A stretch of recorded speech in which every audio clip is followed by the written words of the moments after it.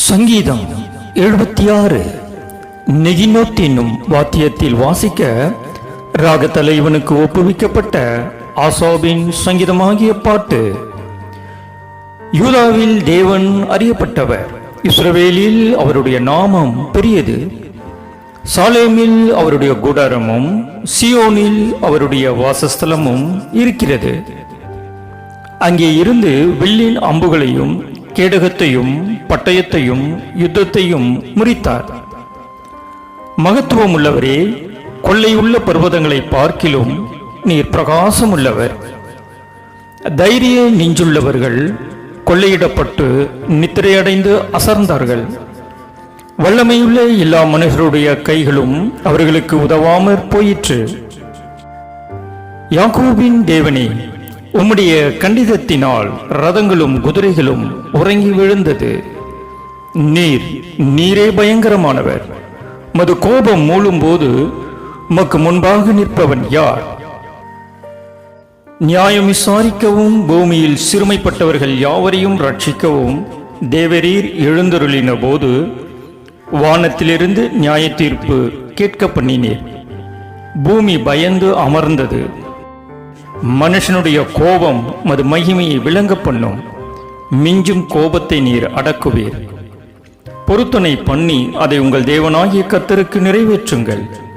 அவரை சூழ்ந்திருக்கிற அனைவரும் பயங்கரமானவருக்கு காணிக்கைகளை கொண்டு வர கடவர்கள். பிரபுக்களின் ஆவியை அடக்குவார். பூமியின் ராஜாக்களுக்கு அவர் பயங்கரமானவர்.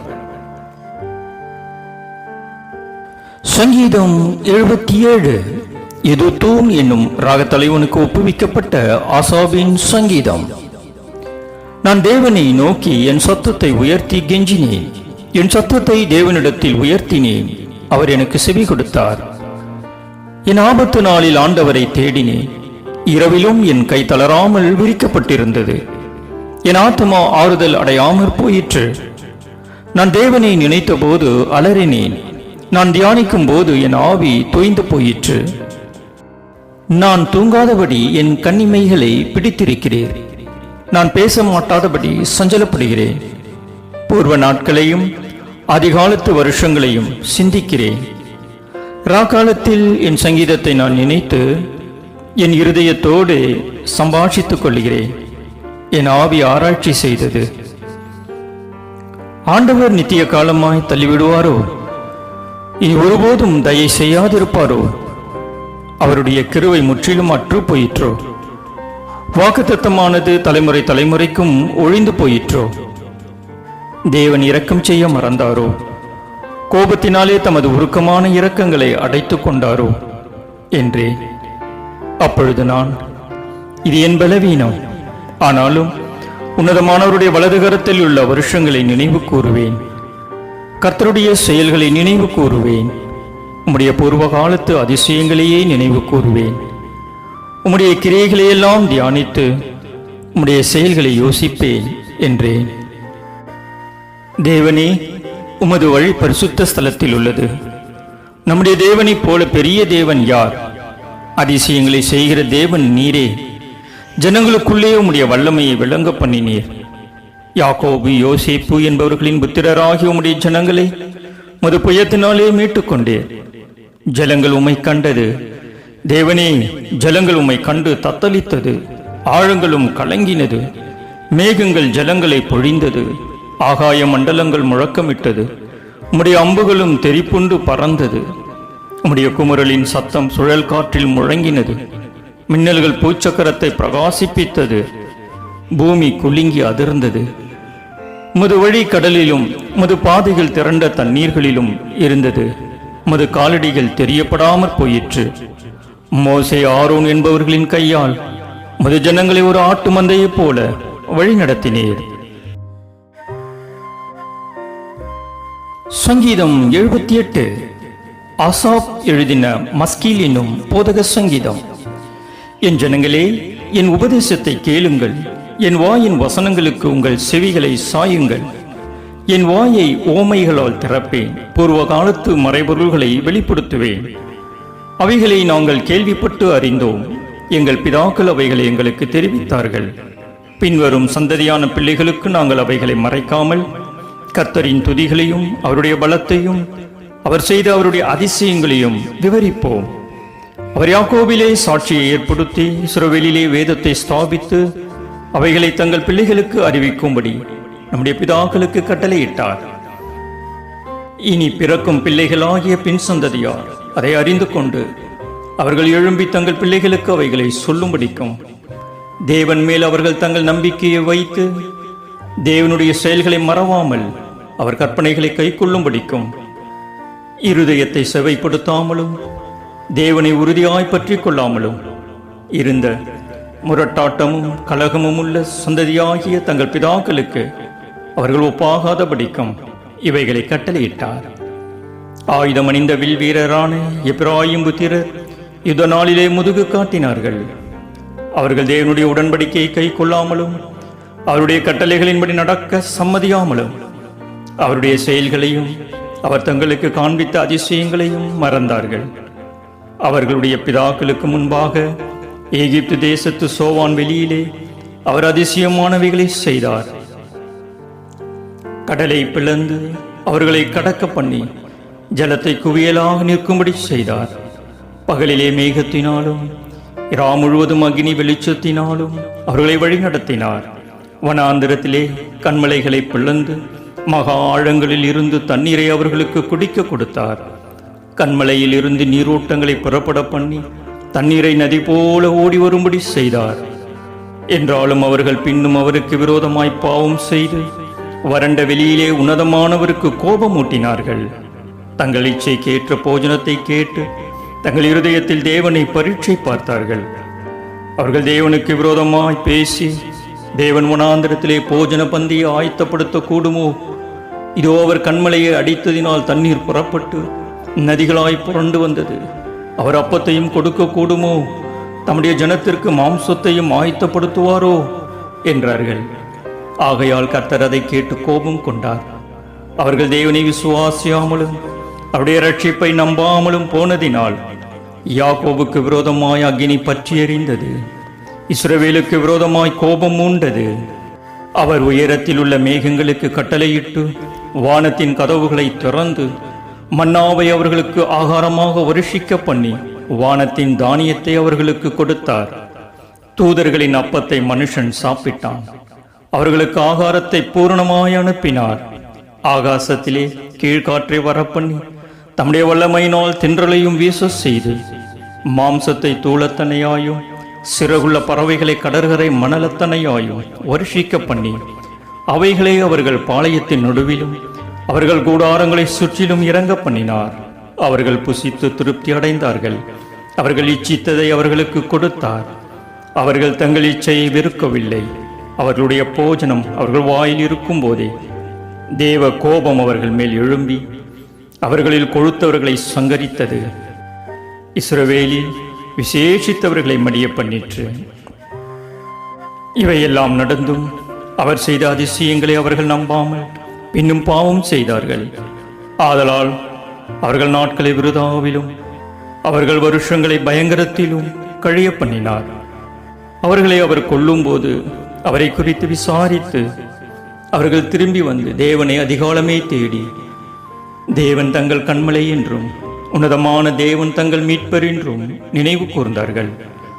ஆனாலும் அவர்கள் தங்கள் வாயினால் அவருக்கு இச்சகம் பேசி தங்கள் நாவினால் அவரிடத்தில் பொய் சொன்னார்கள். அவர்கள் இருதயம் அவரிடத்தில் நிலைவரப்படவில்லை. அவருடைய உடன்படிக்கையில் அவர்கள் உண்மையாயிருக்கவில்லை. அவரோ அவர்களை அழிக்காமல் இரக்கமுள்ளவராய் அவர்கள் அக்கிரமத்தை மன்னித்தார். அவர் தமது உக்கிரம் முழுவதையும் எழுப்பாமல் அநேகந்தரும் தமது கோபத்தை விலக்கிவிட்டார். அவர்கள் மாம்சமென்றும் திரும்பி வராமல் அகலுகிற காற்றென்றும் நினைவு கூர்ந்தார். எத்தனை தரமோ வனாந்தரத்திலே அவருக்கு கோபமூட்டி அவாந்தர வெளியிலே அவரை விசனப்படுத்தினார்கள். அவர்கள் திரும்பி தேவனை பரீட்சை பார்த்து இஸ்ரவேலின் பரிசுத்தரை மட்டுப்படுத்தினார்கள். அவருடைய கரத்தையும் அவர் தங்களை சத்துருவுக்கு விலக்கி மீட்ட நாளையும் நினையாமற் போனார்கள். அவர் எகிப்திலே தம்முடைய அடையாளங்களையும் சோவான் வெளியிலே தம்முடைய அற்புதங்களையும் செய்தார். அவர்களுடைய நதிகளை இரத்தமாக மாற்றி அவர்களுடைய ஆறுகளில் உள்ள ஜலத்தை குடிக்கக்கூடாதபடி செய்தார். அவர்களை அழிக்கும்படி வண்டு ஜாதிகளையும் அவர்களை கெடுக்கும்படி தவளைகளையும் அவர்களுக்குள்ளே அனுப்பினார். அவர்களுடைய விளைச்சலை புழுக்களுக்கும் அவர்களுடைய பிரயாசத்தின் பலனை வெட்டுக்கிளிகளுக்கும் கொடுத்தார். கல்மழையினால் அவர்களுடைய திராட்சை செடிகளையும் ஆலங்கட்டினால் அவர்களுடைய அத்திமரங்களையும் அழித்து அவர்களுடைய மிருக ஜீவன்களை கல்மழைக்கும் அவர்களுடைய ஆடு மாடுகளை இடிகளுக்கும் ஒப்பு கொடுத்தார். தமது உக்கிரமான கோபத்தையும் மூர்க்கத்தையும் சினத்தையும் உபத்திரவத்தையும் தீங்கு செய்யும் தூதர்களையும் அவர்களுக்குள்ளே அனுப்பினார். அவர் தம்முடைய கோபத்துக்கு வழி திறந்து அவர்கள் ஆத்துமாவை மரணத்துக்கு விலக்கி காவாமல் அவர்கள் ஜீவனை கொள்ளை நோய்க்கு ஒப்பு கொடுத்தார். எகிப்திலே தலைச்சன்கள் அனைத்தையும் காமின் கூடாரங்களிலே அவர்களுடைய பெலனில் முதற்பலனான யாவரையும் அழித்து தம்முடைய ஜனங்களை ஆடுகளைப் போல புறப்பட பண்ணி அவர்களை வனாந்தரத்திலே மந்தையைப் போல் கூட்டிக் கொண்டு போய் அவர்கள் பயப்படாதபடிக்கு அவர்களை பத்திரமாய் வழி நடத்தினார். அவர்கள் சத்துருக்களை கடல் மூடி போட்டது. அவர்களை தமது பரிசுத்த ஸ்தலத்தின் எல்லை வரைக்கும் தமது வலதுகரம் சம்பாதித்த இந்த பர்வதம் மட்டுக்கும் அழைத்து கொண்டு வந்து அவர்கள் முகத்திற்கு முன்பாக ஜாதிகளை துரத்திவிட்டு தேசத்தை நூல் போட்டு பங்கிட்டு அவர்களுடைய கூடாரங்களில் இஸ்ரவேலின் கோத்திரங்களை குடியேற்றினார்.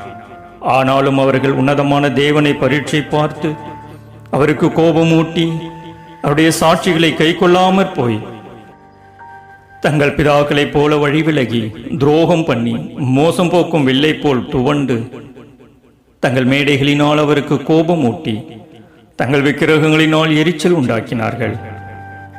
தேவன் அதை கேட்டு உக்கிரமாகி இஸ்ரவேலை மிகவும் வெறுத்து தாம் மனுஷருக்கு போட்ட கூடாரமாகிய சீலோவில் உள்ள வாசஸ்தலத்தை விட்டு விலகி தமது பலத்தை சிறையிருப்புக்கும் தமது மகிமையை சத்துருவின் கைக்கும் ஒப்பு கொடுத்து தமது ஜனத்தை பட்டயத்துக்கு இரையாக்கி தமது சுதந்திரத்தின் மேல் கோபம் கொண்டார். அவர்கள் வாலிபரை அக்கினி பட்சித்தது. அவர்கள் கன்னியாஸ்திரிகள் வாழ்க்கைப்படாதிருந்தார்கள். அவர்களுடைய ஆசாரியர்கள் பட்டயத்தால் விழுந்தார்கள். அவர்களுடைய விதவைகள் அழவில்லை. அப்பொழுது ஆண்டவர் நித்திரை தெளிந்தவனைப் போலவும் திராட்சரசத்தால் கம்பீரிக்கிற பராக்கிரமசாலியைப் போலவும் விழித்து தம்முடைய சத்துருக்களை பின்புறமாக அடித்து அவர்களுக்கு நித்திய நிந்தையை வரப்பண்ணினார். அவர் யோசேப்பின் கூடாரத்தை புறக்கணித்தார். எபிராயிம் கோத்திரத்தை அவர் தெரிந்து கொள்ளாமல் யூதா கோத்திரத்தையும் தமக்கு பிரியமான சியோன் பர்வதத்தையும் தெரிந்து கொண்டார். தம்முடைய பரிசுத்த ஸ்தலத்தை மலைகளைப் போலவும் என்றைக்கும் நிற்கும்படி தாம் அஸ்திவாரப்படுத்தின பூமியைப் போலவும் கட்டினார். தம்முடைய தாசனாகிய தாவீதை தெரிந்து கொண்டு ஆட்டு தொழுவங்களில் இருந்து அவனை எடுத்தார். கரவலாடுகளின் பின்னாக திரிந்த அவனை தம்முடைய ஜனமாகிய யாக்கோபையும் தம்முடைய சுதந்திரமாகிய இஸ்ரவேலையும் மேய்ப்பதற்காக அழைத்து கொண்டு வந்தார். இவன் அவர்களை தன் இருதயத்தின் உண்மையின்படியே மேய்த்து தன் கைகளின் திறமையினால் அவர்களை நடத்தினான். சங்கீதம் 79. ஆசாபின் சங்கீதம்.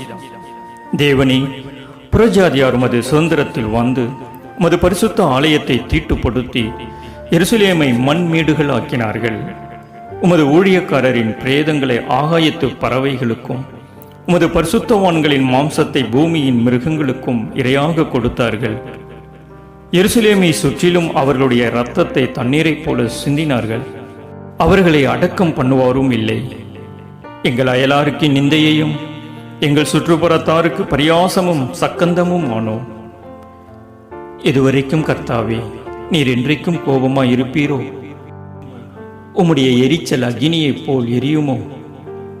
உம்மை அறியாத ஜாதிகள் மேலும் உமது நாமத்தை தொழுது கொள்ளாத ராஜ்யங்கள் மேலும் உம்முடைய உக்கிரத்தை ஊற்றிவிடும். அவர்கள் யாக்கோபை பட்சித்து அவன் குடியிருப்பை பாழாக்கினார்களே. பூர்வ காலத்து அக்கிரமங்களை எங்களுக்கு விரோதமாக நினையாதேயும். உம்முடைய இரக்கங்கள் சீக்கிரமாய் எங்களுக்கு நேரிடுவதாக. நாங்கள் மிகவும் தாழ்த்தப்பட்டு போனோம். எங்களை ரட்சிக்கும் தேவனே, நீர் உமது நாமத்தின் மகிமையின் நிமித்தம் எங்களுக்கு உதவி செய்து உமது நாமத்தின் நிமித்தம் எங்களை விடுவித்து எங்கள் பாவங்களை நிவர்த்தியாக்கும். அவர்களுடைய தேவன் எங்கே என்று புறஜாதிகள் சொல்வானே. உமது ஊழியக்காரருடைய சிந்துண்ட இரத்தத்தின் பழிவாங்குதல் ஜாதிகளுக்குள்ளே எங்கள் கண்களுக்கு முன்பாக விளங்கும்படி செய்யும். கட்டுண்டவனுடைய பெருமூச்சு உமக்கு முன்பாக வரட்டும். கொலைக்கு நியமிக்கப்பட்டவர்களை உமது புய பலத்தினால் உயிரோடே காத்தருளும். ஆண்டவரே, எங்கள் அயலார் உம்மை நிந்தித்த நிந்தையை ஏழத்தனையாக அவர்கள் மடியிலே திரும்ப பண்ணும். அப்பொழுது உம்முடைய ஜனங்களும் உம்முடைய மேய்ச்சலின் ஆடுகளும் ஆகிய நாங்கள் உம்மை என்றென்றைக்கும் புகழுவோம். தலைமுறை தலைமுறையாக உமது துதியை சொல்லி வருவோம். சங்கீதம் 80 சாட்சி விளங்கும்படி சோஷானிம் இடூத் என்னும் வாத்தியத்தில் வாசிக்க ராக தலைவனுக்கு ஒப்புவிக்கப்பட்ட ஆசாபின் சங்கீதம். இஸ்ரவேலின் மேய்ப்பரே, யோசேப்பை ஆட்டு மந்தையைப் போல் நடத்துகிறவரே, செவிகொடு. கேருபீன்கள் மத்தியில் வாசம் பண்ணுகிறவரே, பிரகாசியும். எப்பிராயிம், பென்யமீன், மனாசே என்பவர்களுக்கு முன்பாக நீர் உமது வல்லமையை எழுப்பி எங்களை ரட்சிக்க வந்தருளும். தேவனே, எங்களை திருப்பிக் கொண்டு வாரும். உமது முகத்தை பிரகாசிக்க பண்ணும். அப்பொழுது ரட்சிக்கப்படுவோம். சேனைகளின் தேவனாகிய கர்த்தாவே, உமது ஜனத்தின் விண்ணப்பத்துக்கு விரோதமாய் நீர் எதுவரைக்கும் கோபம் கொள்வீர்? கண்ணீராகிய அப்பத்தை அவர்களுக்கு போஜனமாகவும் மிகுதியான கண்ணீரையே அவர்களுக்கு பானமாகவும் கொடுத்தீர். எங்கள் அயலாருக்கு எங்களை வழக்காக வைக்கிறீர். எங்கள் சத்துருக்கள் எங்களை பரியாசம் பண்ணுகிறார்கள். சேனைகளின் தேவனே, எங்களை திருப்பிக் கொண்டு வாரும். உமது முகத்தை பிரகாசிக்க பண்ணும். அப்பொழுது ரட்சிக்கப்படுவோம். நீர் எகிப்திலிருந்து ஒரு திராட்சை கொடியை கொண்டு வந்து ஜாதிகளை துரத்திவிட்டு அதை நாட்டினீர். அதற்கு இடத்தை ஆயத்தப்படுத்தினீர். அது வேரூன்றி தேசமெங்கும் படர்ந்தது. அதன் நிழலால் மலைகளும் அதன் கிளைகளால் திவ்யமான கேதுருக்களும் மூடப்பட்டது. அது தன் கொடிகளை சமுத்திரமட்டாகவும் தன் கிளைகளை நதிமட்டாகவும் படரவிட்டது. இப்பொழுதோ வழி நடக்கிற யாவரும் அதை பறிக்கும்படியாக அதன் அடைப்புகளை ஏன் தகர்த்து போட்டீர்? காட்டு பன்றி அதை உழுது போடுகிறது. வெளியின் மிருகங்கள் அதை மேய்ந்து போடுகிறது. சேனைகளின் தேவனே, திரும்பி வாரோ. வானத்தில் இருந்து கண்ணோக்கி பார்த்து இந்த திராட்சை செடியை விசாரித்தருளும். உம்முடைய வலதுகரம் நாட்டின கொடியையும் உமக்கு நீர் திடப்படுத்தின கிளையையும் கடாட்சித்தருளும். அது அக்கினியால் சுடப்பட்டும் வெட்டுண்டும் போயிற்று. உம்முடைய முகத்தின் பயமுறுத்தலால் அழிந்து போகிறார்கள். உமது கரம் உமது வலது பாரிசத்து புருஷன் மீதிலும் உமக்கு நீர் திடப்படுத்தின மனுஷகுமாரன் மீதிலும் இருப்பதாக. அப்பொழுது உம்மை விட்டு பின்வாங்க மாட்டோம். எங்களை உயிர்ப்பியும். அப்பொழுது உமது நாமத்தை தொழுது கொள்ளுவோம். சேனைகளின் தேவனாகிய கர்த்தாவே, எங்களை திருப்பிக் கொண்டு வாரும். உமது முகத்தை பிரகாசிக்க பண்ணும். அப்பொழுது ரட்சிக்கப்படுவோம்.